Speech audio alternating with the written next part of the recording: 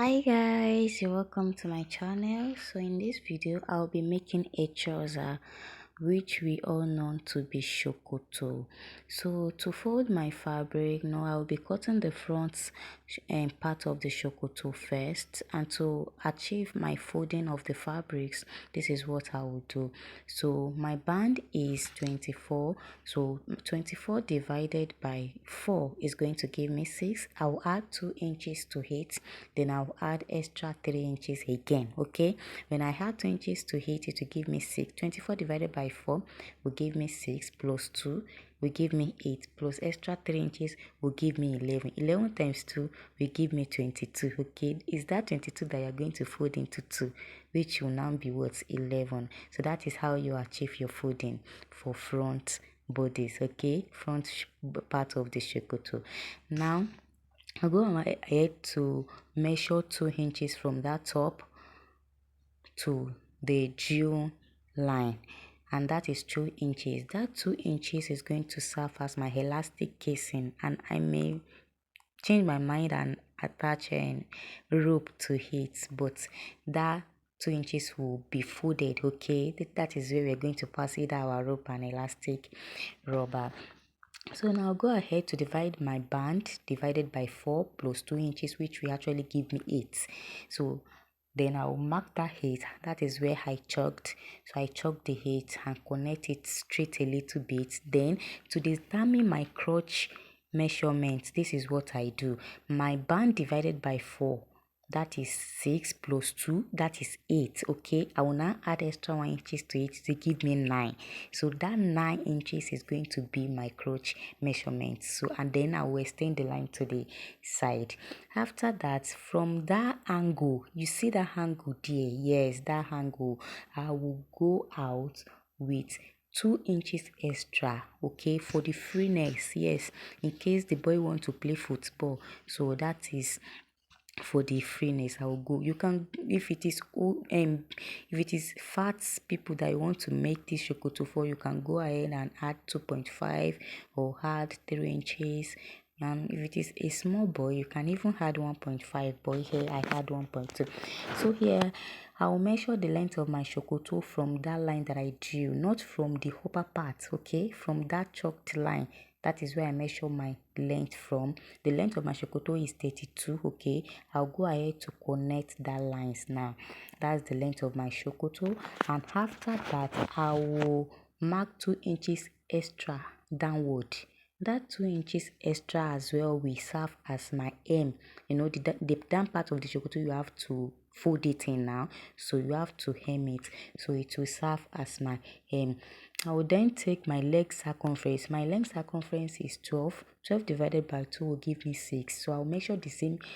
That exact 6 is what I will measure. You can see it without adding any allowance, because the allowance I needed will be taken from the back part of the Sokoto. So I will then measure from that line that I drew up, the upper part, that band part. I will measure to my knee. No, it is necessary that we determine our knee, because that knee is where the largest part of our leg ends. Yes, and we may want to squat at times, so we need the freeness in that particular part. So you have to measure it so that you know how to add space to it before you now go ahead to slim fit the other part of the Sokoto, down part of the Sokoto. So that is actually what I did there. Okay, so you can see that I've connect my line downward, and as you can see, we are done with the cutting and yes, the drafting of the front part of the Sokoto. So now I'll go ahead, take my scissors, then I will just cut it out like you are seeing me doing. Can you see? That is the front part of the Sokoto that which was so easy. Now, so cut it out like that. Then I will slit the side, okay, because it's going to be 2 pieces. That place that I'm slitting is actually for the side. No, that crotch part is going to be at the center front. So I set this aside.